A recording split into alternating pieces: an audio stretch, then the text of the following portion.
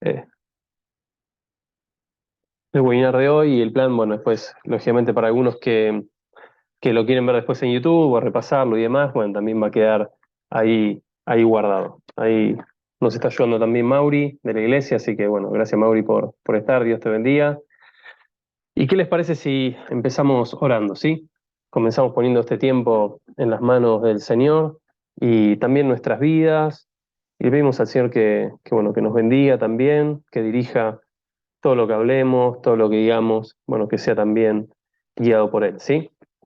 Oramos. Padre, en el nombre de Jesús, es que queremos bendecirte y queremos exaltarte. Pero queremos reconocer en esta hora que solamente tú eres Dios, no hay otro Dios como tú, Señor. Queremos bendecirte y reconocerte.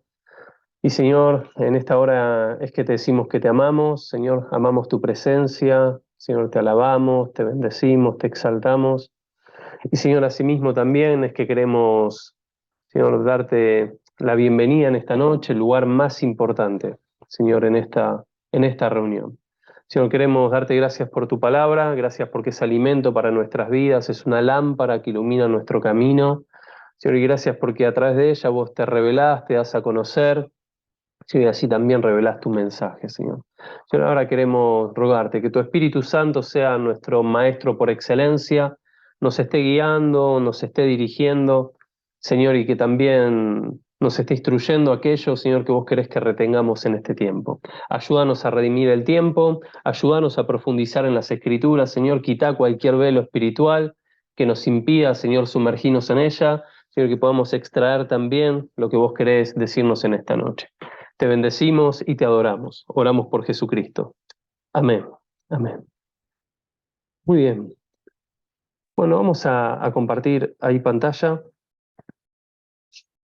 Bien. ¿Estamos ahí? Háganme un pulgar para arriba, si estamos. ¿Sí? Con la mano, algunos los veo, así que bien. Perfecto. Muy bien. Bueno, el plan hoy es tener una pequeña charla, bueno, tratar de tener un pequeño taller acerca de exégesis bíblica aplicada, y que más allá de que el nombre nos parezca quizás un poco rebuscado y demás, es intentar aplicar prácticamente un método de exégesis bíblica a un texto en particular, ¿sí? Así que cada vez que nos acercamos al texto bíblico y cada vez que quizás lo intentamos hacer desde una mirada más exegética, bueno, hay un método que a mí me gusta mucho, que es el método de los 6 pasos, se llama. Para los que les gusta anotar, ahí trata de tener tu anotador, tu Biblia ahí a mano. Y este método de los 6 pasos, bueno, valga la redundancia, consta de 6 pasos, donde, bueno, el primero es la preparación general, el segundo es la traducción del texto, el tercero es el análisis del texto propiamente dicho, eh, el cuarto es el análisis del contexto, el quinto la interpretación y el sexto la aplicación y la comunicación. Y ahí se van agregando algunos que le vamos a ir dando ingreso también. Y lógicamente cuando nos acercamos al texto bíblico, no nos estamos acercando a cualquier tipo de literatura. Es mucho más que, quizás como hemos explicado en algunas oportunidades, que una biblioteca, es mucho más que un compendio de libros, es mucho más que un libro científico o un libro histórico. Cuando nos estamos acercando a la Biblia, nos estamos acercando nada más ni nada menos que a un texto espiritual, porque Dios se revela de manera espiritual a través de él. Y por eso demanda que cuando nos acercamos al texto bíblico, no nos acercamos en primera instancia con una intención cognitiva o meramente de conocimiento quizás académico, sino que nos acercamos de manera espiritual. Y por eso, antes de sumergirnos en el texto bíblico, antes de alguna manera de comenzar a leer o intentar empezar a extraer verdades del texto bíblico, siempre recomendamos comenzar con preparar nuestro corazón, ¿no? Preparar nuestro corazón para poder escuchar al Señor. Preparar nuestro corazón para sensibilizar nuestros oídos espirituales a la voz de su Espíritu, a lo que Él nos quiere revelar, a lo que Él nos quiere decir. Por eso, bueno, recomendamos siempre el practicar las disciplinas espirituales, ¿no? Que en alguna oportunidad ya hemos visto también o que hemos compartido.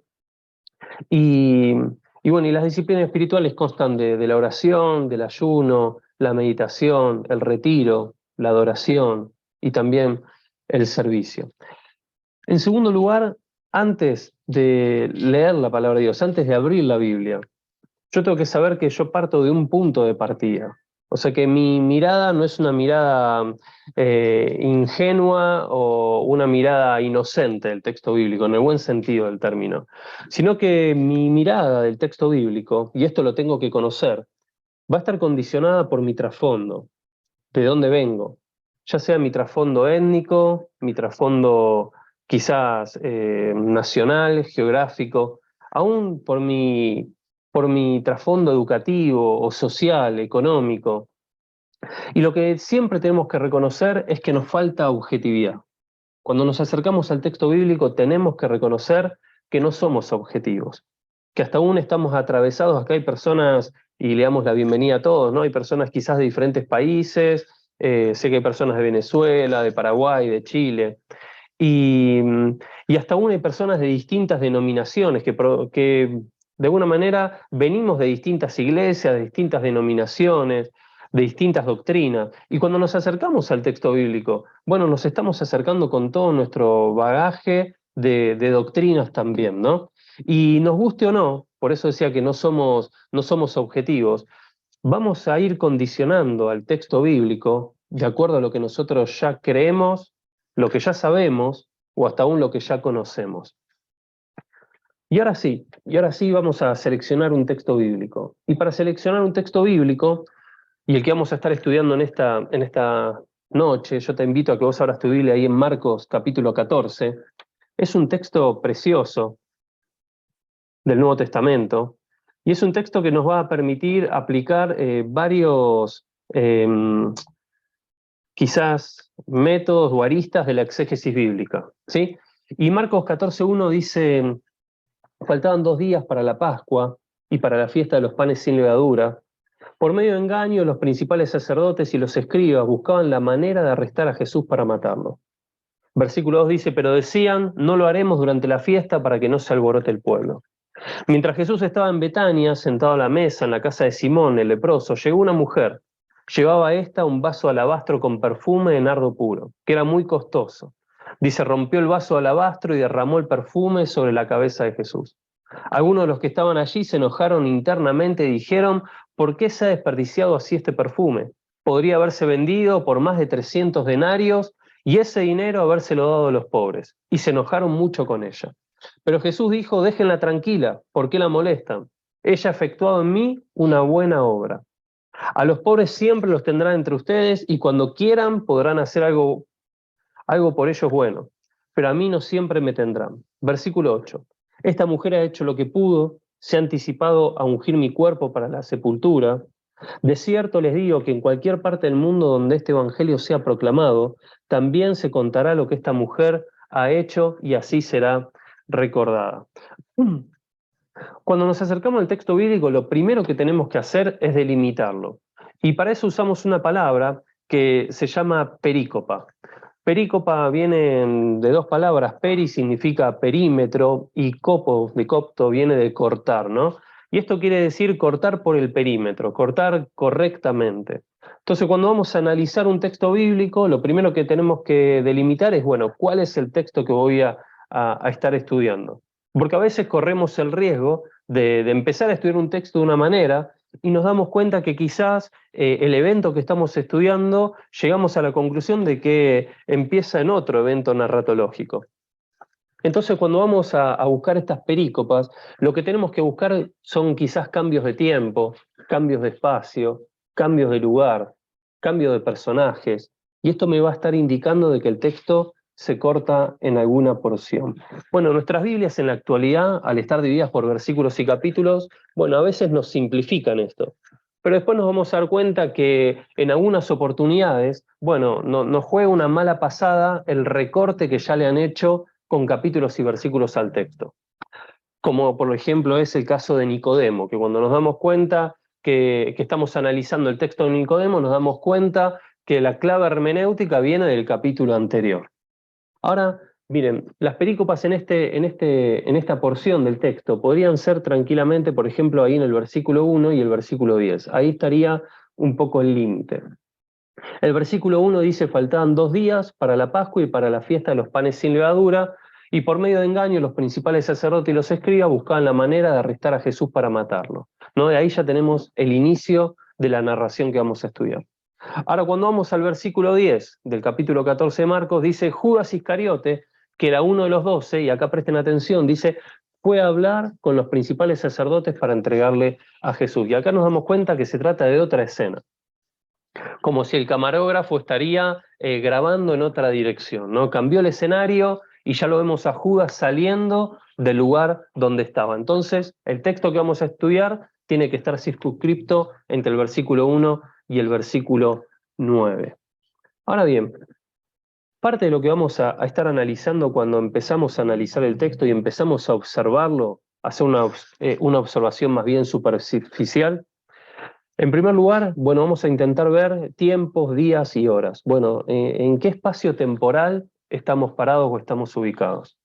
Y ahí el versículo 1 nos menciona de que faltaban 2 días para la fiesta de la Pascua y para la fiesta de los panes sin levadura, ¿no? Estamos a 2 días de empezar a celebrar la Pascua. Y el versículo 3 lo ubica temporalmente en el mismo espacio temporal, ¿no? Nos dice que mientras sucedía esto, ¿no? Que los fariseos y los escribas o los principales sacerdotes estaban tramando para matar a Jesús, bueno, en ese mismo momento, en ese mismo espacio, a 2 días de la Pascua, Jesús está en Betania, está cenando en la casa de Simón el leproso. Luego de ver el espacio-tiempo, lo que vamos a estar analizando son las referencias de lugares, verbos, movimientos, acciones que nos manifiesta el texto.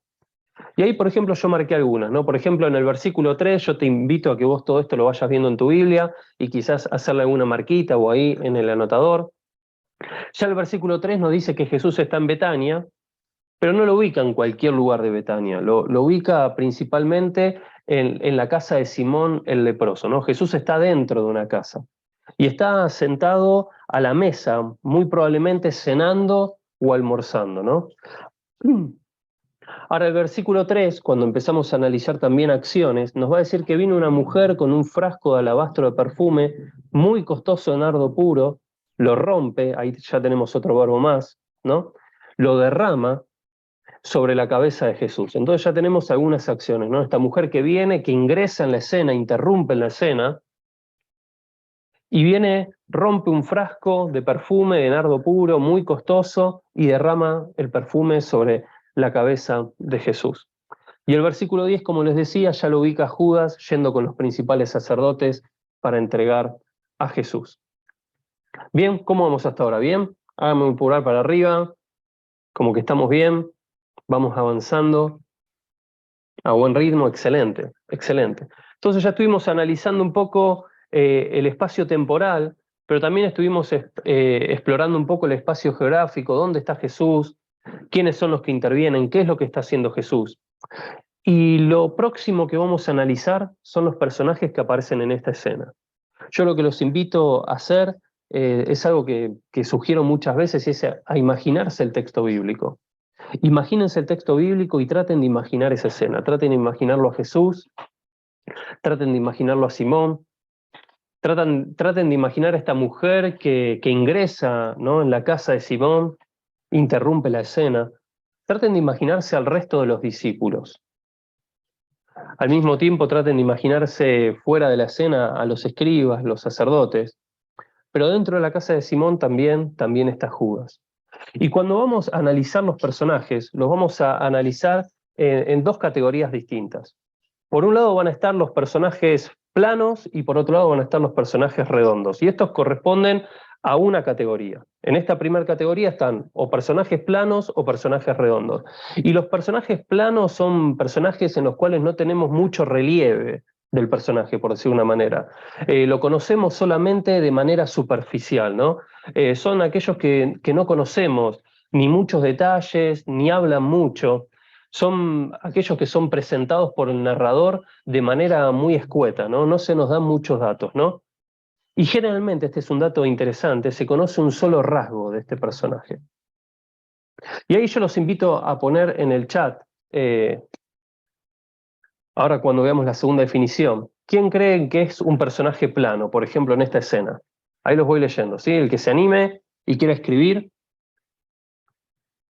¿Quién cree en esta escena de estos personajes que puede ser un personaje plano? Uno que no tenemos. Bien, Simón el leproso, dice Graciela, muy bueno. ¿Alguien más?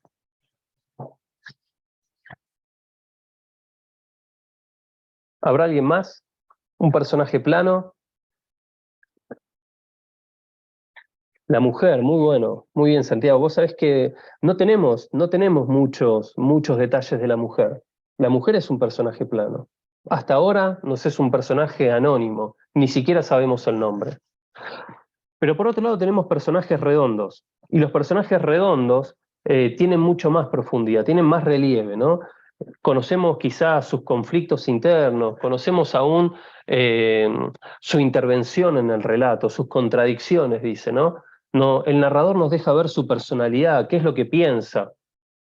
Y hasta aún en el relato encontramos en oportunidades diálogos con Dios o diálogos con Jesús mismo.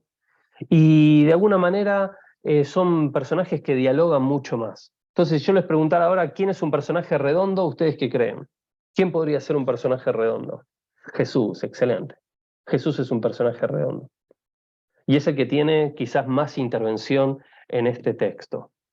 Ahora tenemos otra categoría. Dijimos por un lado esta primera categoría, personajes planos, personajes redondos, y en esta otra categoría tenemos, por ejemplo, personajes protagonistas y personajes antagonistas, ¿no? El protagonista, diríamos, es el que, por decir de una manera, más aparece en la escena o el que tiene mayor protagonismo, mayor presencia, lleva adelante mayores acciones y tiene quizás los diálogos más importantes, ¿no? Pensemos en un actor, ¿no? Es el actor protagónico, ¿no? Y acá no tenemos mucha duda, ¿no? Si yo le preguntara quién es el actor protagónico, ¿ustedes qué me dicen? Jesús. Jesús es el personaje protagónico, sin lugar a dudas. Pero esta mujer también tiene cierto protagonismo en la escena. Entonces, mi profesor de exégesis bíblica siempre nos decía, bueno, siempre que te pregunten quién es el protagonista, vos decís Dios y Jesús y siempre va a estar correcto, ¿no? Pero cuando lo dejamos un poco de lado a Jesús y vemos qué otro personaje tiene el protagonismo, nos damos cuenta que esta mujer también es un poco protagonista. Ahora después está el personaje antagonista, que sería como el antihéroe, ¿no? Sería un personaje que presenta resistencia, o es el que genera tensión en la escena. Y si yo les preguntara quién es un personaje antagonista, ¿quién podría llegar a ser? Judas puede ser uno, pero los discípulos, en esta escena principalmente los discípulos, bien ahí Graciela. Judas también, los escribas también, porque bueno, parte de la definición del antagonista es ser el antihéroe, ¿no? De la escena. Pero en esta escena, en esta narración, donde nos empezamos a ver que hay dos personajes que son protagonistas, Jesús y esta mujer, bueno, el antagonista un poco son las personas que están en la casa, ¿no? Las personas que empiezan a cuestionar, que todavía no sabemos quiénes son, no tenemos muchos detalles, al menos no en el texto de Marcos, y las personas que empiezan a cuestionar el obrar de esta mujer. Pero dentro de esta clasificación tenemos dos categorías más. Y están los personajes valedores o el valedor, y es aquel que va a acentuar los valores de otros personajes, ¿no? Los vemos aparecer en ocasiones como opositores o versus de un personaje, o alguien, una contraparte de un personaje de mayor relevancia. Y después están los personajes figurantes, que son personas mucho más pasivas, ¿no? Y su presencia tienen poco o ningún impacto en la resolución de la intriga. Entonces, si yo les preguntara a un personaje valedor, ¿quién podría ser? Ya de alguna manera los nombramos, no tenemos tanto. Un personaje valedor podrían llegar a ser los discípulos, ¿no? Las personas que estaban ahí, estas personas que cuestionaban el obrar de la mujer, ¿no? Porque ponen en relevancia la actitud de la mujer. La mujer quiebra el perfume de nardo puro y estas personas, contraponiéndose a la acción de la mujer, ponen en relevancia, ¿no? Es como que subrayan la actitud de la mujer, que era lo que la mujer estaba haciendo. Y fíjense que la escena a partir de los valedores, empieza a estar en un segundo plano. ya no está en un primer plano la escena. La escena comienza en la casa, quizás cenando o almorzando ahí en la mesa, y ya esa escena empieza a quedar un poquito desplazada. Y los personajes figurantes podrían ser quizás aquellos otros que estaban en la casa. Por ahí Simón, que no pareciera que no corta ni pincha, no dice mucho, al menos en este relato. ¿Sí? Bueno, hasta acá acabamos de analizar un poco a los personajes, ¿no? Y ya tenemos de alguna manera un vistazo de un análisis de cada uno de los personajes, del lugar y de la escena. Ahora vamos a intentar ver un poco los temas de este relato. Y cuando intentamos ver los temas, sería como un pequeño cuadro sinóptico, algunos subtítulos, títulos y subtítulos que podríamos de alguna manera sintetizar este pasaje, ¿no? Entonces podríamos decir, bueno, Jesús entra en la casa de alguien que era conocido como un leproso, ¿no? Ese es uno de los temas, Jesús yendo a la casa de un leproso. Otro tema podría ser una mujer que unge a Jesús. Otro tema dentro del texto podría ser algunos presentes se indignan ante la adoración o ante la actitud de la mujer. Otro tema podría llegar a ser Jesús enseña sobre la relevancia de su presencia. Y otro tema podría llegar a ser Jesús profetiza que la acción de la mujer sería recordada a través del tiempo. Bueno, y acá tenemos algunos temas, ¿no? Algunos temas que están candentes en esta narración. No sé si a alguno se le ocurre alguno y quiere ponerlo en el chat. ¿Algún otro tema?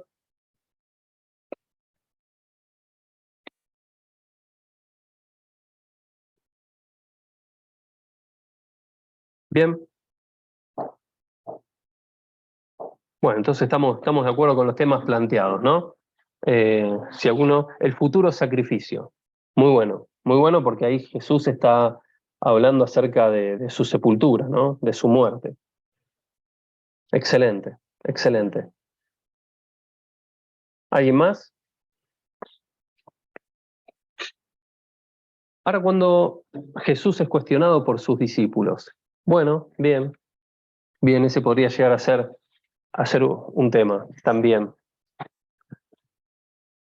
Sus discípulos cuestionan a Jesús, pero bueno, del mismo modo, principalmente cuestionan la actitud de la mujer, ¿no? Y otro pone, yo creo que la mujer también nos enseña, sin duda en la mujer vamos a extraer muchos puntos de enseñanza, rendir nuestra adoración. Muy bueno, Dulce, excelente. Ahora miren, vamos a analizar un poco la traducción del texto, y este es el segundo punto. Ya hicimos una observación quizás más superficial, no clavamos la pala todavía muy profundo en lo que es el terreno bíblico, pero bueno, ya tenemos un análisis bastante superficial del texto. Ahora vamos a analizar un poco la traducción del texto. Y acá lo que vamos a hacer es comparar distintos tipos de traducciones, ¿no? Y acá vamos a observar quizás alguna traducción que tenga que ver más con una imitación formal, como es la Biblia de las Américas o Reina Valera, alguna de equivalencia dinámica, como puede ser Nueva Versión Internacional o Nueva Traducción Viviente, y a una de correspondencia libre. A mí no me gusta tanto llamarla paráfrasis tampoco, pero una de correspondencia libre. Por ejemplo, una de correspondencia libre podría ser Biblia de lenguaje sencillo, podría llegar a ser Biblia de lenguaje actual, ¿no? Que son más libres, ¿no? Entonces vamos desde lo formal hasta una versión más libre. Y cuando analizamos este texto, ahí yo se los pongo en tres columnas, ustedes después pueden hacer este ejercicio en sus casas, nos vamos a dar cuenta que no hay grandes variaciones en este texto en particular. A grosso modo, las tres versiones narran y expresan prácticamente lo mismo, ¿no? Yo en este caso comparo la Biblia de las Américas con Nueva Versión Internacional y Biblia de lenguaje sencillo. Ahora, quizás hay un punto en cuestión, y que se los anotaba acá, después ustedes pueden hacer el ejercicio en sus casas, y quizás la mayor diferencia se presenta en el versículo 8, donde la Biblia de las Américas y la NBI nos sugiere que la mujer sabía que estaba preparando el cuerpo de antemano para la sepultura de Jesús, mientras que la Biblia, el lenguaje sencillo, describe que ella no sabía que estaba preparando el cuerpo de Jesús para su sepultura, ¿no? O anticipando el cuerpo de Jesús para su sepultura. Y Cuando vamos al traslineal griego, lo que ahí estoy poniendo es que esto refuerza la postura de la Biblia de las Américas y de la Nueva Versión Internacional. El versículo 8 dice, esta mujer hizo lo único que podía hacer, derramó perfume sobre mi cabeza sin saber que estaba preparando mi cuerpo para mi entierro. Y por ejemplo, Nueva Versión Internacional dice, ella hizo lo que pudo, ungió mi cuerpo de antemano, preparándolo para la sepultura. Fíjense que uno no nos dice si conocía o no conocía, nos sugiere que sí sabía de qué era lo que estaba haciendo, pero la Biblia del lenguaje sencillo ahí le añade que ella no sabía qué estaba haciendo, preparando el cuerpo para el entierro de Jesús. ¿Y esto qué nos tiene que decir? Bueno, cuidado, cuidado. Cuando hacemos un estudio exegético o intentamos hacer un estudio profundo del texto bíblico, como digo siempre, no nos tenemos que casar con ninguna versión. No nos tenemos que casar con ninguna versión. Siempre es bueno comparar las versiones bíblicas. Y si bien algunos datos nos clarifican más que otros, por ejemplo, en el versículo 1, uno por ahí sin conocer mucho, lee la Nueva Versión Internacional, dice, faltan solo 2 días para la Pascua y para la fiesta de los panes sin levadura, y uno haciendo una lectura rápida y muy superficial puede pensar que se tratan de 2 fiestas diferentes. Ahora, cuando uno va a la Biblia lenguaje sencillo, que ahí en el versículo 8 quizás alguno podría decir, bueno, me jugó una mala pasada, bueno, nos clarifica un poco el escenario. Dice, faltaban 2 días para que se celebrara la fiesta de la Pascua.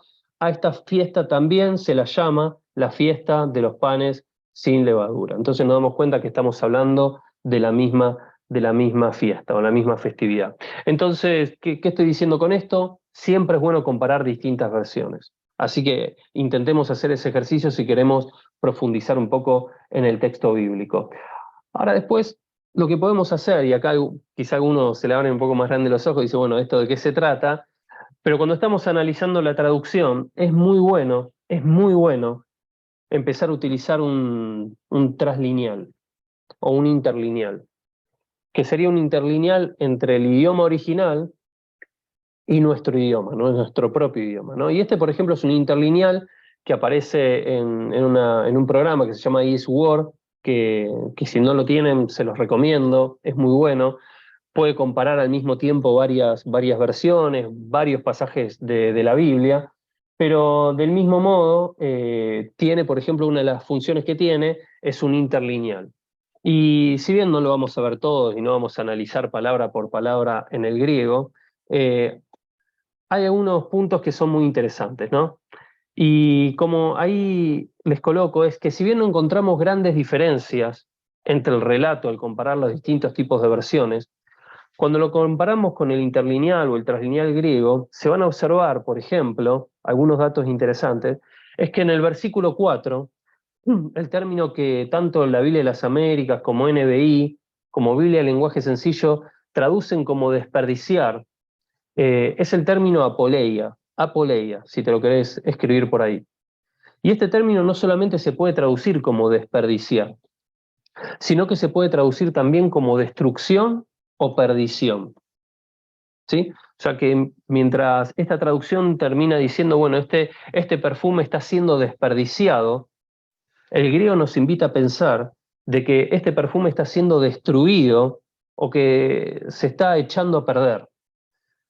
¿Y esto qué quiere decir? Que no solamente algo se está malgastando, sino que es algo que ya no se va a poder volver a utilizar. Y fíjense cómo nos amplifica un poco la idea de esta porción de este texto. Por eso ahí arriba dice observar y señalar las posibles pérdidas o problemas en la traducción.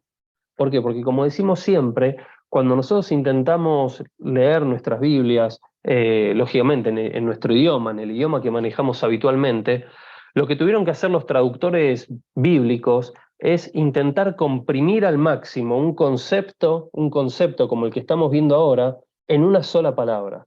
En este caso, desperdiciar.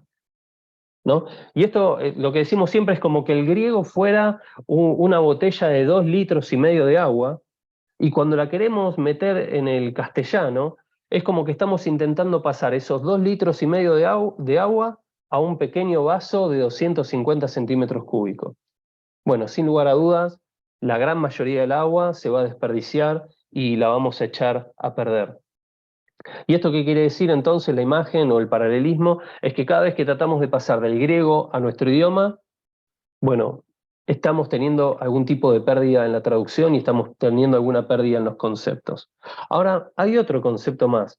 Yo te dije ahí, anotate apoleia porque nos va a servir para el final. Y es que en el griego encontramos, cuando traduce, por ejemplo, la Biblia de las Américas, NBI, Biblia en lenguaje sencillo, traducen como bueno o hermosa la obra que la mujer había hecho, la palabra que se usa en el griego es la palabra kalón. Y esta palabra puede traducirse como excelente, algo que indica que es lo mejor y lo más distinguido de su género o su especie. Entonces Jesús está diciendo que la acción de esta mujer es mucho más que buena, es una acción excelente y es una acción superlativamente más buena, o sea, buena en un grado superlativo, mucho más buena que cualquier otra acción que se estaba haciendo en esa noche. Miren con respecto a esto, qué interesante, que en el griego hay dos palabras que se usan para bueno. Está por un lado la palabra agazos, que describe una cosa como física o moralmente buena, y está la palabra kalón, que es la que estamos viendo ahora, que describe algo no solamente como bueno, sino también como encantador.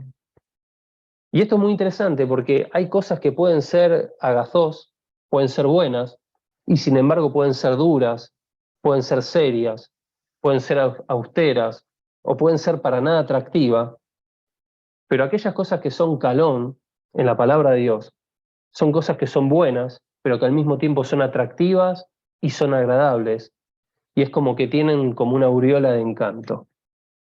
Así que fíjense qué distinto es pensar que esto fue solamente bueno a que fue algo muy bueno, algo muy excelente. ¿Qué piensan hasta ahora? Escucho comentarios, dudas, preguntas, oposiciones. Quizá uno dice, no estoy de acuerdo para nada. ¿Vamos bien hasta acá? ¿Sí?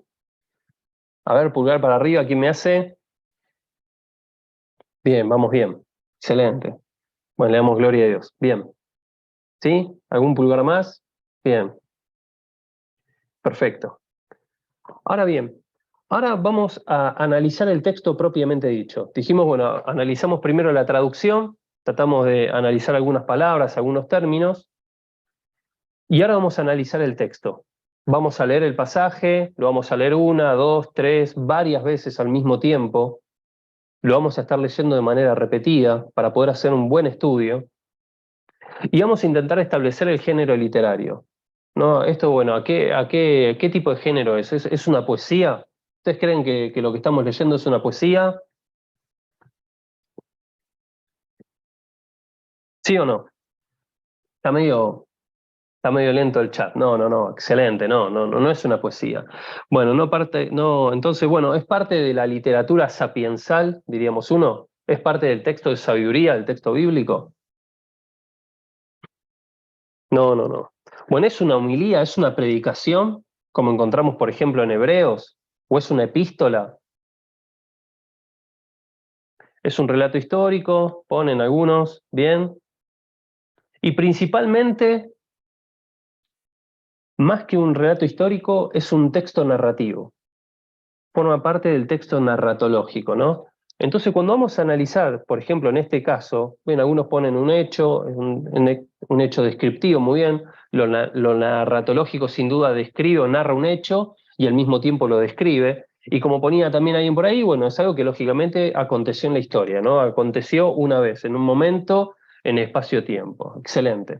Ahora, cuando vamos a analizar un texto narratológico, y esto anótenselo porque casi todo el Evangelio y gran parte de la Biblia, si ustedes me permiten, gran parte de la Biblia es texto narrativo, esto les va a servir para analizar un texto narratológico. Y dentro del texto narratológico encontramos un sistema para analizarlo que es el sistema quinario. El sistema quinario viene de 5 y son 5 etapas, ¿no? O 5 estadios que tiene la narración. Y los biblistas, los teólogos y aún los analistas de texto dicen que los textos narratológicos se pueden analizar en 5 etapas, ¿no?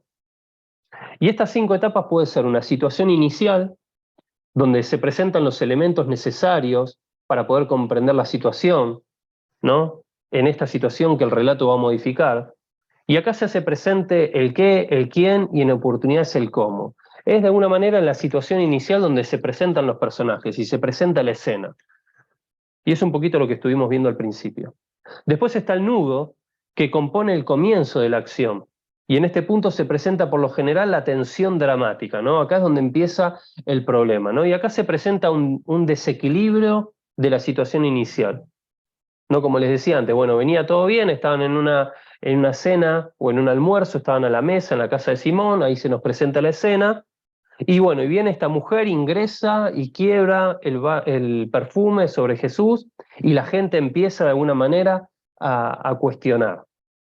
Y bueno, y generalmente el nudo presenta una dificultad, ¿no? Ahora, luego del nudo viene la acción transformadora, y es la que busca eliminar la dificultad, la carencia o la resolución del conflicto presentado. Y la acción transformadora se puede situar en dos espacios: el cognitivo, cuando hay una enseñanza, o el pragmático, cuando por ejemplo interviene una acción. Un milagro sería de alguna manera una acción transformadora pragmática, ¿no? Viene alguien enfermo o lo bajan al lisiado del techo y Jesús lo sana, hace un milagro. Bueno, ahí está lo pragmático. En este caso, ¿ustedes qué creen? ¿Que la acción transformadora se sitúa más en lo cognitivo? Si la acción transformadora fuera la explicación de Jesús y la reprensión de Jesús frente a las personas que estaban de alguna manera reprochando esta actitud. Si se trata más de una enseñanza, ¿qué será más de lo pragmático o de lo cognitivo? ¿Qué creen ustedes?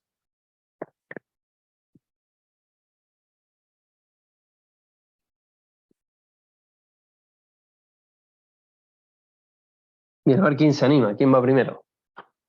De lo cognitivo, excelente, excelente. Porque Jesús está transmitiendo una enseñanza, está transmitiendo un pensamiento, un conocimiento nuevo.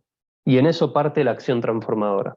Ahora luego de la acción transformadora viene el desenlace o la resolución. Y está bueno este concepto y está bueno que de alguna manera lo tengamos clarificado, porque es el momento simétrico al nudo. Si el nudo presentó una tensión, el desenlace en la resolución va a desaparecer esa tensión.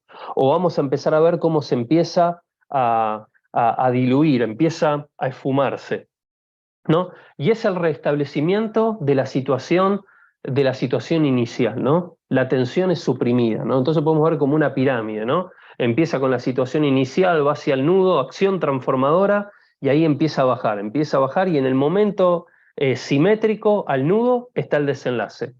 Y después está la situación final, donde se presenta un nuevo estado adquirido, ¿no? Una nueva escena, una escena que está de alguna manera anticipada por la transformación.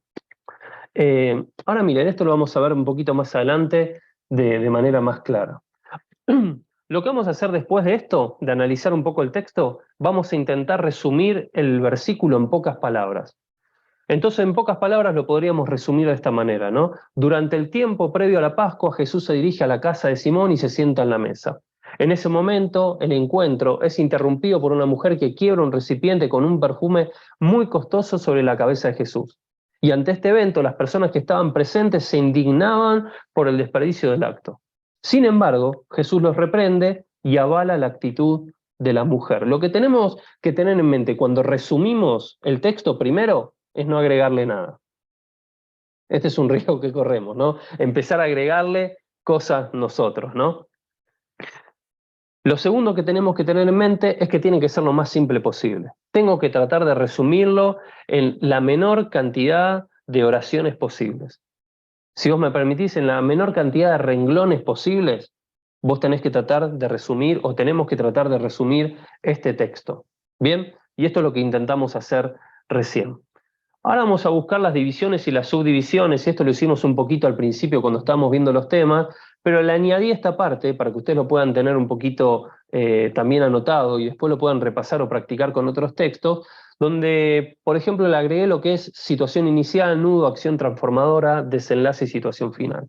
Y entonces vemos, por ejemplo, que podríamos decir una división y una subdivisión. Están los fariseos que traman matar a Jesús. Bien, esta es la primera parte, lo encontramos en el versículo 1 y 2. La segunda parte está Jesús sentado a la mesa de la casa de Simón, y esto yo lo llamo situación inicial. Se nos presentan todos los personajes. El nudo, el momento de la tensión, ¿cuándo empieza? Cuando una mujer interrumpe y unge a Jesús con perfume y las personas presentes se indignan y reprochan la actitud de la mujer. Versículo 3b, versículos 4 y 5. Acción transformadora. Jesús acepta y aprueba el accionar de la mujer. Y podríamos agregar reprende a aquellos que estaban cuestionando. Y ahí lo encontramos el versículo 6 al 9. Los presentes quedan en silencio y la mujer es aprobada, ¿no? La sexta parte podría ser: Judas va hacia los fariseos para entregar a Jesús y estos se alegran. Versículo 10 y 11. Y acá tenemos la pirámide que les decía recién. Situación inicial, nudo en azul, en negro acción transformadora, en azul nuevamente el desenlace y en rojo la situación final. Bien. Lo que vamos a hacer después es escribir las afirmaciones principales. Y entonces vamos a poner, por ejemplo, yo escribí 3, ahí ustedes en el chat quizás pueden agregar alguna. Entonces, por ejemplo, yo pondría: a Jesús le agrada recibir adoración y reconocimiento. En segundo lugar, por ejemplo, Jesús reprende a aquellos que intentan impedir la adoración. Esta es otra afirmación que podemos encontrar en el texto. Y en tercer lugar, Jesús afirma que la actitud de la mujer sería recordada a través del tiempo. ¿Hay alguna afirmación principal de este texto que a vos se te ocurra? Ahí, si querés, escribirla en el chat, si te animás. ¿Sí?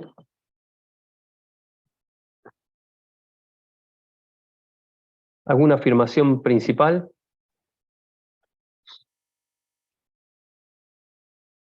¿Algo que se te ocurra? ¿Algo que venga a tu mente o que quizás el Espíritu Santo ya te está hablando? Bien, no existe una sola forma de adoración. Muy bueno. Otro ponen: siempre tendréis a los pobres con vosotros. Muy bueno. Que el Señor iba a morir. Muy bien, Graciela. Muy bueno. Excelente. Eso ahora lo vamos a ver. Muy bueno. Bueno, quizás mientras alguien más va escribiendo, dentro del análisis de este texto, lo que vamos a hacer es subrayar algunas palabras que nos parezcan importantes. Quizás vos ya estuviste subrayando alguna, si no lo hiciste, bueno, te animo o te invito a hacerla. Quizás a alguno no le guste, a mí siempre me gusta subrayar y marcar la Biblia, así que si vos no le encontrás ninguna objeción, te invito a que también lo puedas hacer para estudiarla y para seguir profundizando.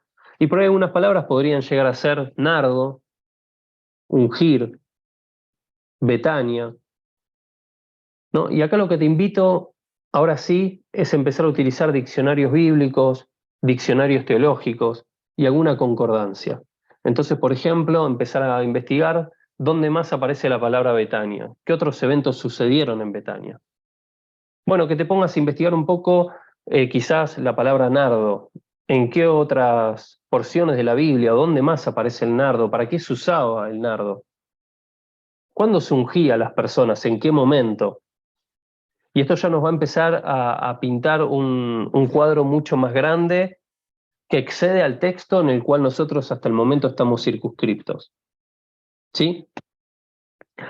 Ahora vamos a analizar el contexto, y esta a mí es una de las partes que más me fascina. Y acá te pido que prestes atención porque vamos a hacer un ejercicio que a mi juicio es fabuloso. Y es en este paso en donde se encuentran quizás los mayores contrastes en la palabra de Dios. Cuando analizamos el contexto, en cuarto lugar, vamos a estar analizando dos tipos de contexto. El primero es el contexto histórico. Y ahí vamos a ver la época, la cultura del autor, vamos a ver la cultura de los lectores principales o los originales, vamos a ver los factores topográficos del lugar, geográficos, aún los factores quizás políticos, la historia del autor.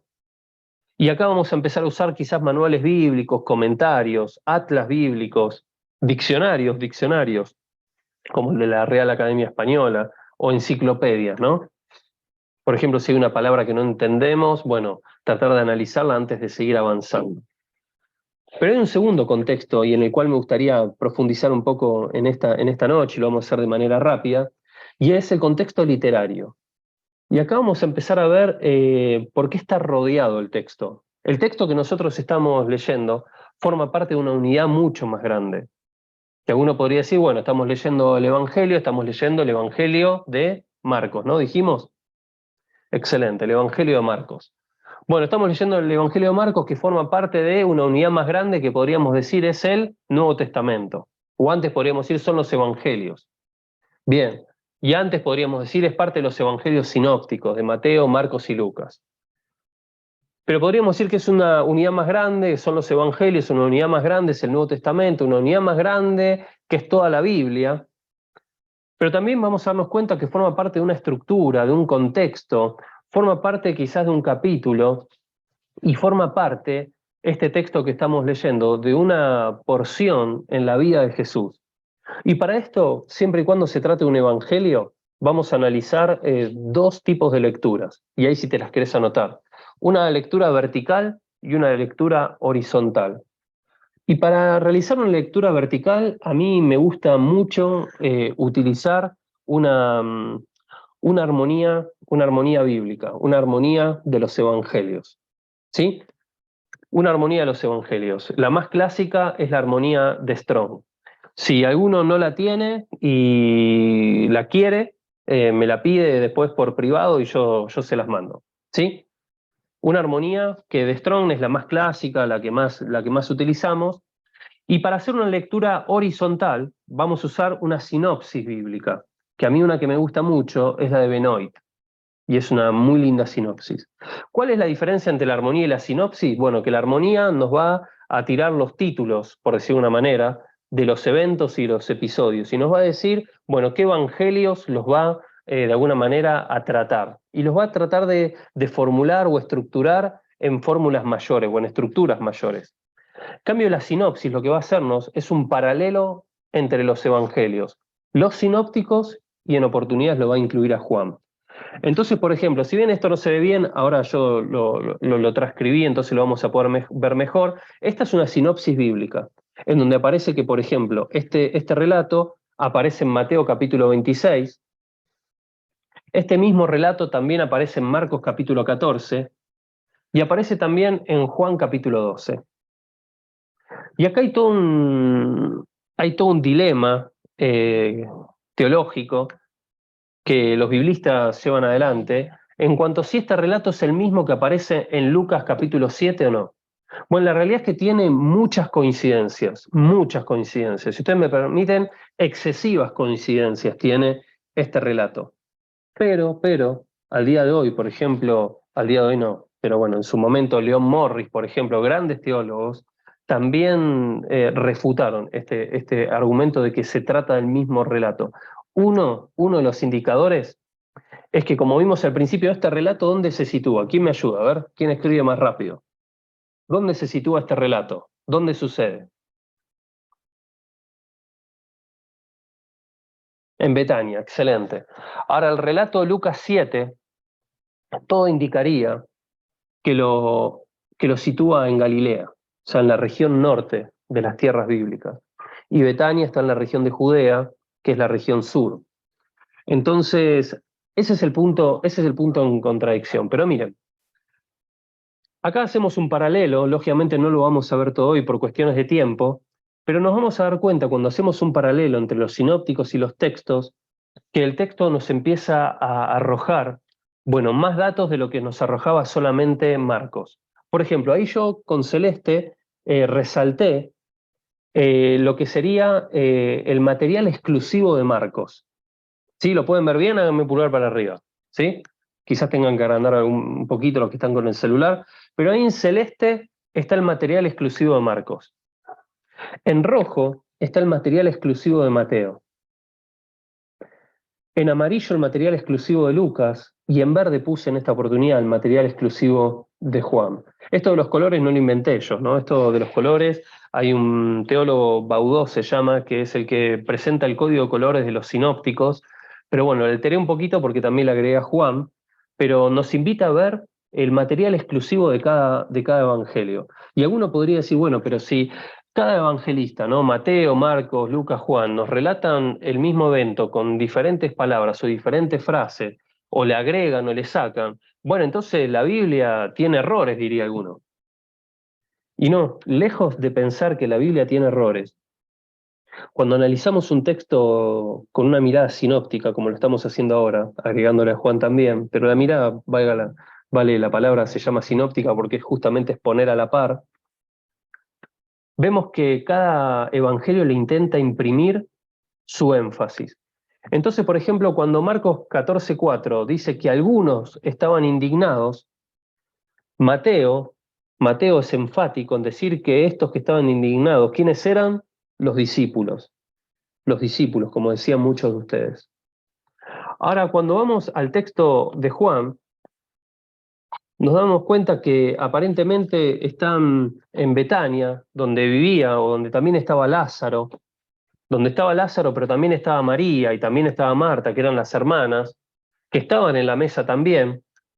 Dice que Marta servía, parece que Marta no puede parar de servir, pero que María dice que es la que ingresa en escena. Y ya Juan identifica a esta persona. Y hasta el momento no teníamos identificación de esta persona, no sabíamos de quién se trataba. Ahora Juan nos dice que es María, una de las hermanas de Lázaro, y que es la que toma una libra de perfume. Y Juan dice que uno de los que se indigna, no solamente sus discípulos, sino que dice que principalmente hay uno que se indigna. Y dice que este que se indigna es Judas Iscariote, y que era el que lo iba a entregar, pero además dice que es el que reclama y que reprocha de por qué no se vendió esto a los pobres. Pero Juan nos dice cuál es la verdadera intención de Judas. Y dice, pero esto no lo dijo no porque se preocupara por los pobres, sino porque era un ladrón y como tenía la bolsa de dinero, sustraía lo que se echaba en ella. Entonces fíjense qué datos interesantes nos da este texto. Si nosotros quisiéramos incorporar a este cuadro el texto de Lucas 7, si aceptáramos que es parte de la misma historia, nos vamos a dar cuenta que este Simón, como dice el versículo 43, es uno de los fariseos, que es el que invita a comer a Jesús. Ahora, pareciera, si fuera el mismo relato, si se tratara el mismo relato, que es un fariseo y que era alguien que en algún momento había sido leproso. Pero Lucas, de alguna forma, nos da algunos detalles más. Nos dice, por ejemplo, en el versículo 37, que esta mujer era una mujer pecadora. Y que el cuestionamiento acá no lo hacen ni sus discípulos, ni lo hace Judas, sino que lo hace el mismo Simón. Y lo que de alguna manera reprocha es que está justamente reprochando a Jesús, ya no la actitud de la mujer, sino a Jesús. Y le dice, si este en verdad fuera un profeta, este sabría qué clase de mujer es la que se está acercando a él. Y que es una mujer pecadora, ¿no? Y una mujer no podía estar donde estén los hombres, y Lucas es muy enfático en esto de darle lugar a la mujer y darle lugar a los marginados. Y esta mujer se acerca a Jesús, que es un profeta, que es un maestro, y se acerca en una condición de pecadora, y Jesús permite que esta mujer se acerque. Entonces, cuando vamos al material exclusivo de cada uno de los evangelios, empezamos a ver en esta lectura horizontal que hay ciertos énfasis, y Mateo hace énfasis en que la actitud de reproche era por parte de los discípulos. Marcos nos va a decir que el énfasis está puesto en el dinero, en la reprensión que Jesús le hace a sus discípulos y en aprobar el que está bien hacerle bien a los pobres. Y que esta mujer hace lo mejor que pudo haber hecho. Lucas va a hacer un énfasis de que esta mujer es pecadora y es una mujer pecadora a la que se está acercando a Jesús. Y ahí Lucas va a incorporar inmediatamente la parábola de los dos deudores. Y va a decir que el deudor al que más se le perdonó es el deudor que más termina amando. Pero también Lucas va a hacer un énfasis entre el escándalo y de los religiosos y a los religiosos cuestionadores, ¿no? Ahora Juan va a hacer un énfasis, donde el énfasis va a estar puesto en el ungimiento de Jesús en medio de otras actividades. Va de alguna manera a contrastar a Marta que estaba sirviendo, Lázaro que estaba en la mesa, a una actividad y una pecaminosidad de Judas, ¿no? Todas actividades que iban de alguna manera aconteciendo alrededor de Jesús. Y va a decir que en medio de todas estas otras actividades hay una mujer que se llama María, que se humilla y que unge los pies, va a decir. Fíjense que Juan va a decir que no solamente unge la cabeza, sino que Juan va a decir que unge unge los pies. Y esta era la tarea del esclavo más bajo cuando estudiamos la cultura. Y fíjense cuánta riqueza empezamos a extraer del texto. Yo no sé ustedes, pero a mí es de las partes que más me fascina al estudiar un texto bíblico. Extraer algo más de lo que estoy viendo simplemente o a simple vista, ¿no? O una lectura muy superficial. Ahora, algunas conclusiones de esta lectura horizontal. Quizás a alguno se le ocurre alguno, y si se anima a escribirla, sería fabuloso, va a ser muy enriquecedor. Entonces, yo pongo, por ejemplo, algunas conclusiones. Los discípulos de Jesús corremos el riesgo de actuar de manera contraria a lo que Jesús quiere. Los discípulos podemos ser un obstáculo entre Jesús y las personas. Los pecadores humillados pueden acercarse a adorar a Jesús. Al que mucho se le perdona, mucho ama. Siempre es un buen momento para adorar a Jesús.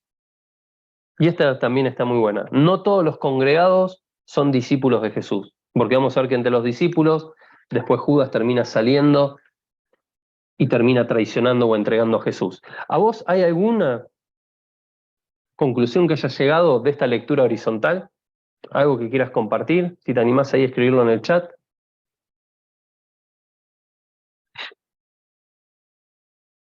De esta lectura horizontal.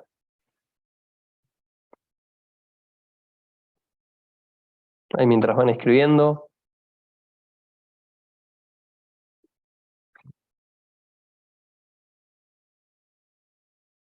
Sí, ¿no?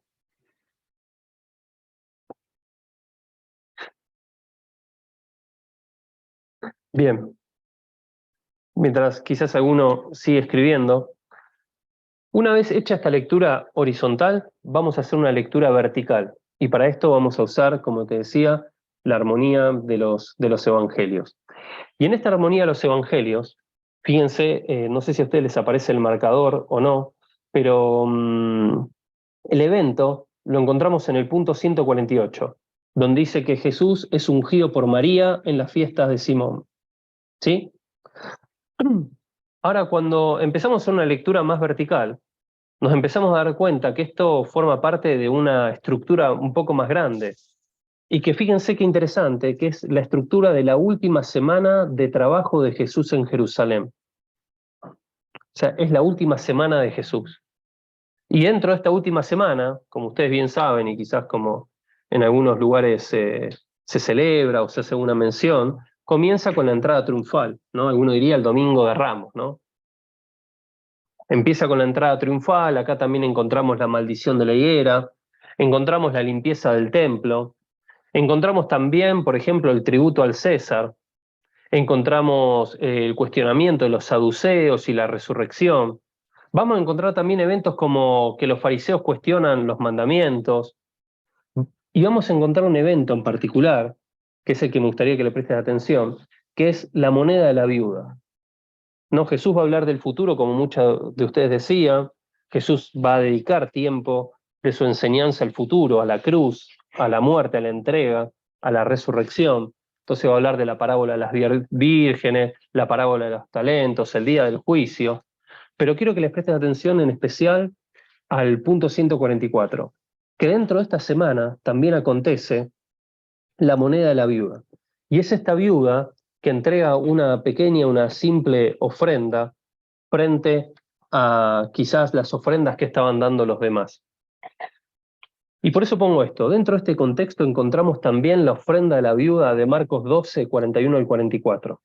Y en relación con la mujer que quiebra el perfume sobre la cabeza de Jesús, encontramos un punto muy interesante, al menos a mi juicio, diría alguno.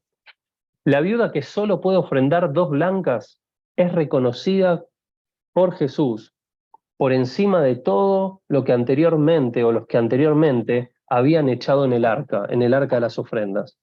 ¿Se acuerdan que dice que esta ha dado más que todos? Debido a que ella había dado todo lo que tenía. Y fíjense qué paralelo interesante. Sí, en esta misma semana está no solamente el quebrantamiento del perfume, la ruptura del perfume sobre Jesús, sino que también está esta mujer que da en la ofrenda todo lo que tiene. Y es interesante que en el relato del ungimiento de Jesús observamos que Jesús pone en relevancia el acto de reconocimiento de la mujer aún por encima, porque ustedes recuerden que lo muy valioso, lo excelente, no era el perfume, sino que lo excelente, lo valioso, ¿qué era? La actitud de la mujer. Y lo pone por encima de todas las demás actividades que había ese día en la casa de Simón. Entonces, a mi juicio, una conclusión que se puede sacar de esta lectura vertical es que Jesús pone en evidencia, pone en relieve lo que es verdaderamente valioso para él. Bien, ahí alguno pone, se ven adoradores en espíritu y en verdad, que es lo que a Dios le agrada. Amén. Muy bueno, muy bueno. Acá, como les decía, Jesús pone en evidencia lo que en verdad es valioso para él. Para la gente, ¿qué es valioso? Y para la gente ese día era valioso que en el arca echaran todas las ofrendas, que la gente ponga mucho dinero y demás. Y Jesús dice, no, no, lo valioso para mí es la actitud que tuvo esta mujer, que puso todo lo que tenía.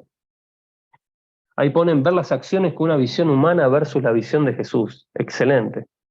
Alberto pone lo que otros no ven. Exacto, exacto.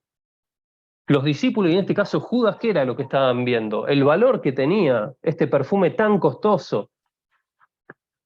Ahora, Jesús lo que está diciendo acá, lo más valioso que sucedió en la casa de Simón, es la actitud que tuvo esta mujer.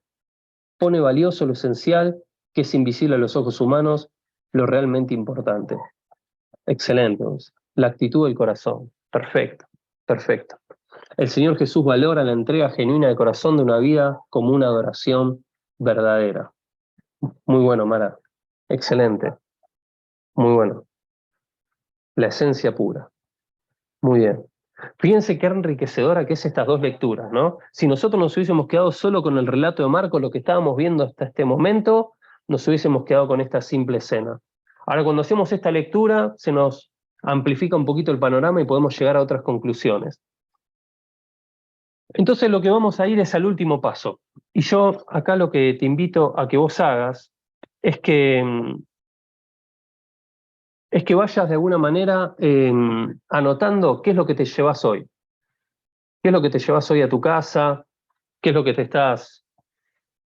es lo que te habló el Señor? ¿Qué es lo que tenés para compartir? ¿Sí? Andá anotando ahí en un lugar y después al final compartimos y cerramos con eso.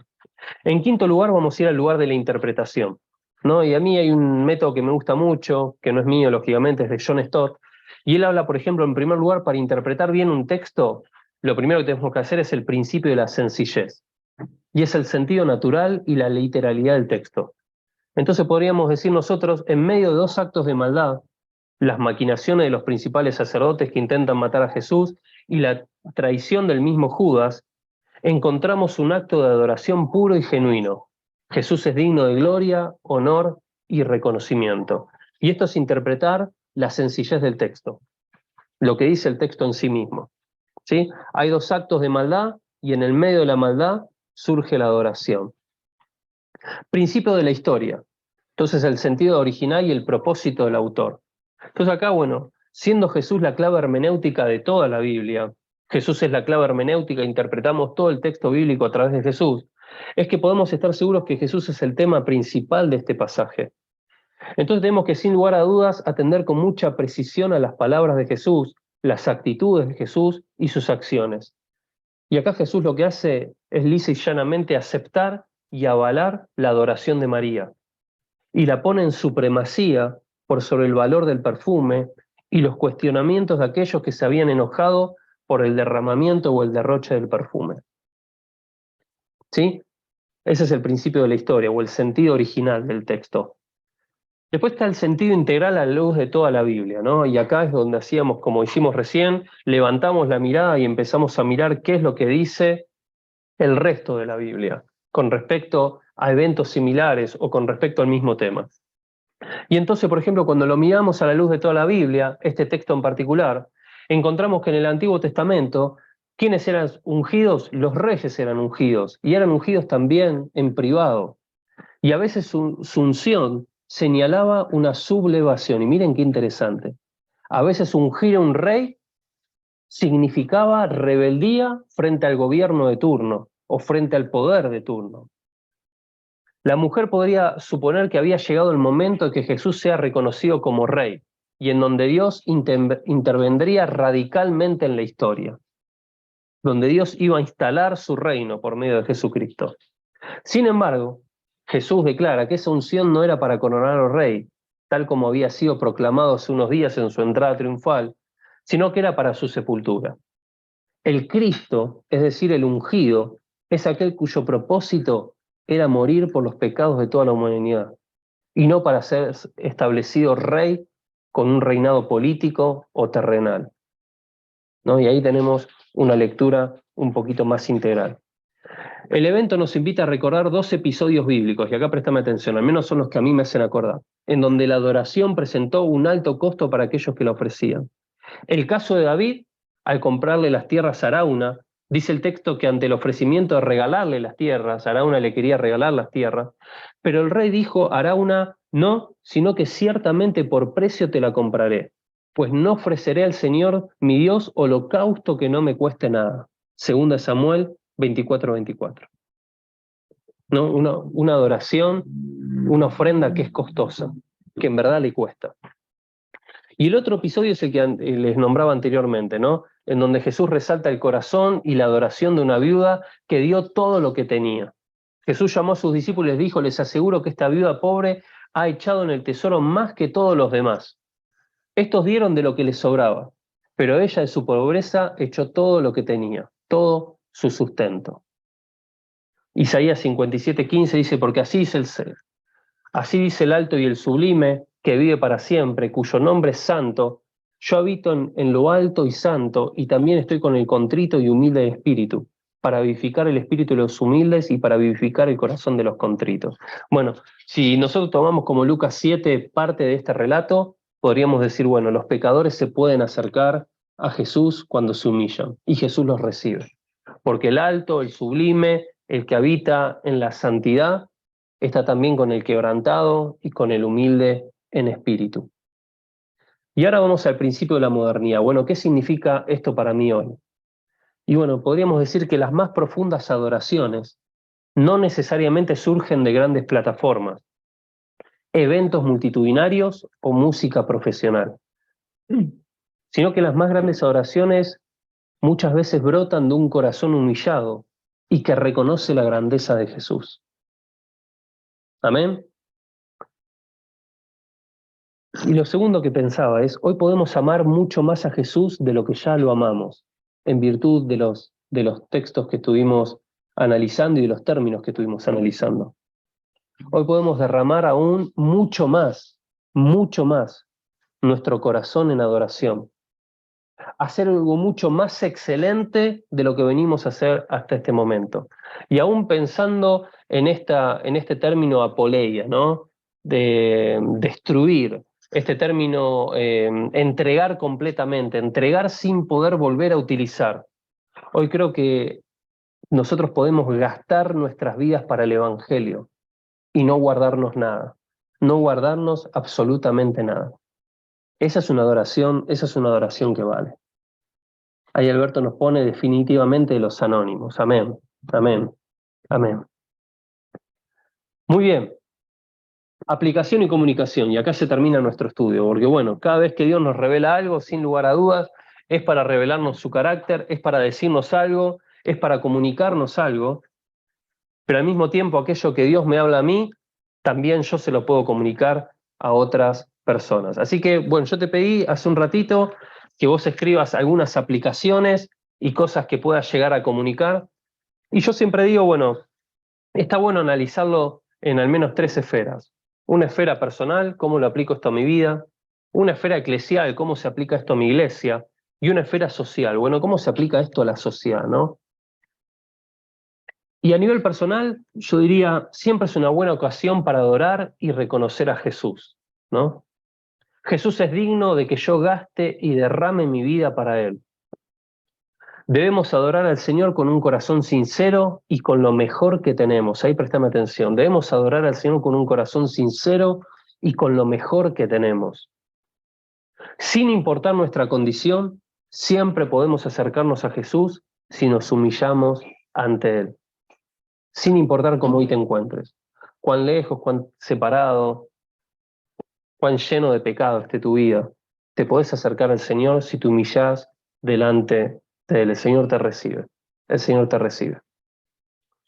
A nivel eclesial, el Señor se merece siempre la mejor adoración. Nunca debemos presentar una adoración que no nos cueste nada. Nunca tenemos que dar de lo que nos sobra. Nunca tenemos que adorar a Dios en piloto automático, por costumbre, o porque, bueno, es lo que hay que hacer. Siempre tenemos que darle al Señor lo mejor de nosotros. Hay algo que, mientras van pensando y van anotando algún pensamiento o alguna frase, algo que siempre decimos con Mariana, mi esposa, es cada vez que ella dirige un culto o a mí me toca predicar en la iglesia, siempre estoy convencido que tengo que dar lo mejor de mí. Siempre estamos convencidos que tenemos que dar lo mejor de nosotros.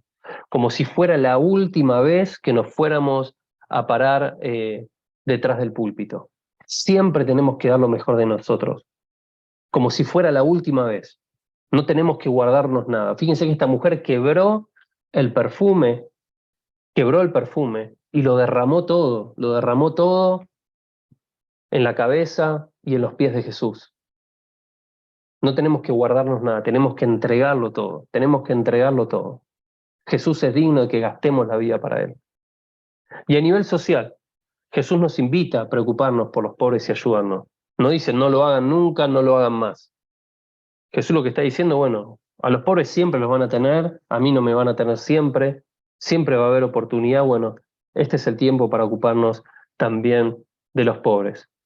Y Jesús nunca nos anima a ser apáticos ante el dolor y el sufrimiento de los que menos tienen. Amén. Muy bien. Yo te preguntaba, ¿qué te llevas hoy a tu casa? Y vamos a dejar de compartir. Sí, así que ahí te animo, no sé si te querés dar pantalla ahí donde estás, así te veo yo también un poco. Y quizás vos hoy te llevas algo a tu casa. Dios te habló analizando este texto en algún punto, de manera en particular. Quizás el Espíritu Santo del Señor, bueno, resaltó en tu corazón alguna de las frases, alguno de los textos, alguno de los términos que vimos, ¿sí? Y vos quizás ahí pusiste alguna palabra. Ahí Susana dice rendirlo todo, ¿sí? A ver quién se anima, el que quiera, si quiere levantar la mano, ¿sí? ¿Se animan a levantar la mano?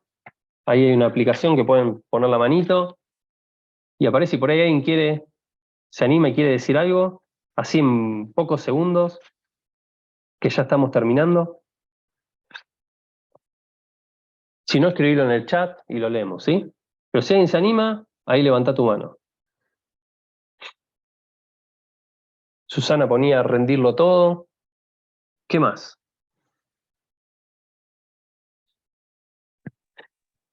Bueno, yo ahí había anotado algo. Buenas noches, hermanos. Bendiciones, Ramiro. Sí, la verdad que yo puse que a Jesús le interesa que nos acerquemos con un corazón humilde y sencillo, no buscando recompensa y creer que Él es todo lo que necesitamos. Muy bueno. Muy bueno, gracias, Ramiro. Excelente. ¿Alguien más?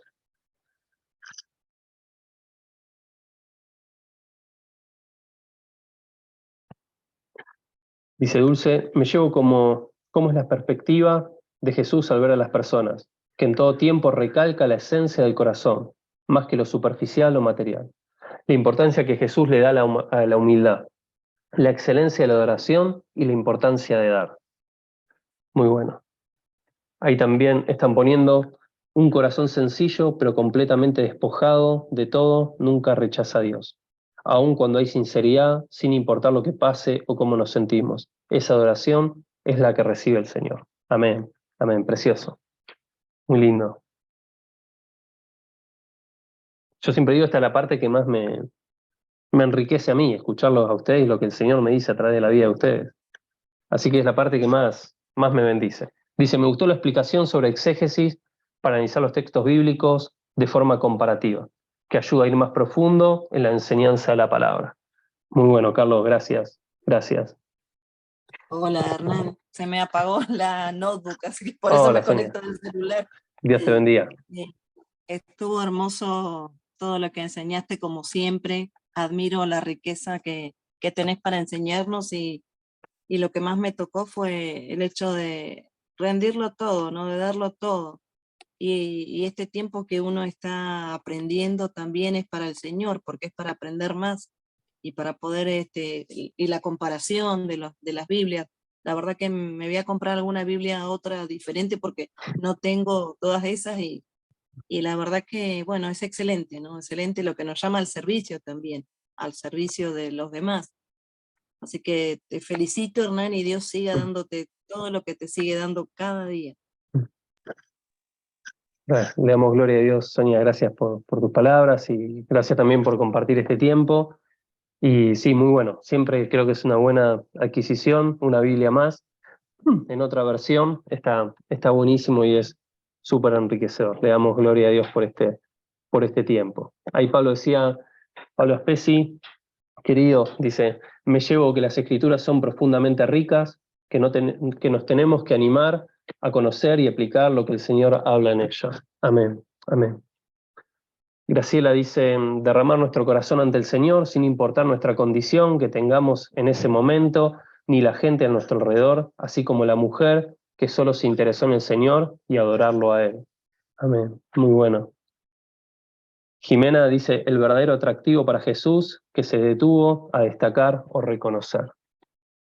Muy bueno. Ismael dice, no debemos pensar en lo que otros digan, sino cuando tenemos la oportunidad, ser luz con nuestras acciones, dando lo mejor de nosotros, porque así lo quiere el Señor. Muy bueno. Y Gaby Penrose dice, Jesús nos invita todo el tiempo a ser sensibles ante los gestos de las personas que nos rodean para poder ver el grito interno de quienes se le acercan. Excelente, muy profundo, muy bueno. Muchas gracias, Gaby. Muy bueno, Dios te bendiga. Precioso. Irma, muy práctico. Dios te bendiga, Irma. Muy bueno. Bien, últimos dos. Amén. Muy bueno. Últimos dos. Me gustaría tener las placas, perfecto. Sí, sí. Si el que quiera, si me lo pide por mensajito, por privado y demás, si me lo piden por mail o se los mando directamente a todos y bueno, ahí les llegará y también lo pueden ir repasando, ¿sí? Muy bien. Bueno, y el que me quiera también hacer alguna devolución o demás, o algún comentario, lo que el Señor ponga en sus corazones, también, bueno, sin duda me va a enriquecer y quizás si alguno no se animó a poner un comentario ahora y después me lo quiere enviar, o encuentra alguna enseñanza, alguna aplicación, también me la envía, que sin duda también va a enriquecer y bendecir mi estudio personal. Y ahí Dulce dice adoración continua, en todo momento y condición, con un corazón rendido. Muy bien, termino con esto. ¿Sí? Por ahí vos estás escribiendo las últimas líneas y hacelo y lo leemos antes de despedirnos, pero termino con esto. Nos parece, y ya lo he dicho en muchas oportunidades, y si alguno estuviera en otra charla y me escuchan repetitivo, bueno, les pido disculpas, pero a veces nos parece, Hernán, tantos pasos para estudiar la Biblia. No tenés algo más sencillo, 1, 2, y que ya pueda sacar alguna enseñanza y compartir, y que ya pueda quizás compartir algún devocional o demás. Y yo siempre digo esto, mira, y es algo con lo que el Señor me ha hablado hace tiempo, y bueno, muchos saben, son de nuestra iglesia, varios, y saben que hace más o menos unos 2 años atrás intenté comenzar un estudio sinóptico, diríamos, y cronológico de la vida de Jesús. Y voy recién por Mateo capítulo 7. Voy recién por Mateo capítulo 7, el Sermón del Monte. ¿Y por qué les digo esto? Porque primero no hace falta que apliquemos todos los pasos cada vez que nos sentamos frente al texto bíblico. Hoy puedo aplicar uno, mañana quizás puedo aplicar otro. Sin lugar a dudas, si tengo un corazón dispuesto, Dios me va a hablar. Pero lo más importante que te quiero transmitir es, no te corre nadie. Nadie nos está apurando. Y frente a la persona de Jesús, cuánto más con la enseñanza que hoy extrajimos del texto, esto de darlo todo. Vale la pena gastar toda la vida, leyendo versículo por versículo, capítulo por capítulo. Vale la pena gastar el tiempo en conocer más y más a Jesús. Si en definitiva con Él vamos a pasar la eternidad, estamos juntos con Él para siempre. Y es la persona que más vale la pena invertir tiempo en descubrir cómo se comporta, cómo actúa, qué predica, qué enseña, qué siente Jesús, qué es lo que avala, qué es lo que rechaza. Así que no te corre nadie, gastá lo mejor de tu tiempo para sumergirte en el texto bíblico. Es la mejor de las mejores inversiones. Amén. ¿Qué les parece si oramos y nos despedimos, sí? Oramos. Padre, en el poderoso nombre de Jesús, te damos gracias por tu palabra, gracias porque cada vez que nos acercamos al texto bíblico, Señor, nuestro corazón empieza a latir, Señor, nuestro corazón se llena de pasión, Señor, y queremos profundizar más y más en el mensaje, Señor, que vos has dejado registrado. Hoy nuestros labios confiesan que toda la Escritura es inspirada por vos, Señor. Toda la Escritura es palabra tuya y contiene tu mensaje. Señor, hoy te decimos que creemos, Señor, que toda la Biblia apunta a la persona más importante del universo, que es Jesucristo, Señor. Y Señor, queremos conocerte cada día, queremos conocerte más a través de Jesús. Señor, quiero rogarte en tu poderoso nombre, que lo que hoy hemos visto, Señor, lejos de apagarse en los días que vengan por delante, Señor, sea una llama en nuestros corazones que provoque un gran incendio. Señor, que en los días que vienen por delante, Señor, lejos de pensar de que esto es algo tedioso, Señor, que esto, Señor, sea un efecto multiplicador en nuestras vidas y en la vida de otras personas, Señor. Que vos, Señor, siembres en nuestros corazones una pasión y un amor, Señor, un amor especial, una dedicación especial por profundizar en el texto bíblico. Señor, yo te doy gracias por la vida de mis hermanos, Señor, te pido en el nombre de Jesús que cada día podamos ser más y mejores lectores de tu palabra, que cada día podamos profundizar más en el texto bíblico y que cada día, Señor, sobre todas las cosas, podamos conocerte más y aplicar más lo que vos nos has revelado. Señor, te bendecimos y te exaltamos. Te adoramos, Señor. Oramos en el poderoso nombre de Jesús. Amén y amén. Muy bien, hermanos, Dios les bendiga. Si se pone en cámara, les saco una foto a todos los que aparezcan al menos. ¿Sí? ¿Sí? ¿Algunos? Sí, me queda un recuerdo a mí. ¿Sí? Dios les bendiga. Les mando un abrazo a todos. Es muy bueno verlos. Muy bien. Abrazo grande, hermanos. Bendiciones para todos. Y bueno, espero los comentarios y algún análisis o estudio que estén haciendo en este tiempo. ¿Sí? Abrazo grande y bendiciones. Bendiciones. Gracias, bendiciones, pastor. Dios les bendiga a todos. Gracias. Un abrazo grande a todos. Bendiciones. Saludos.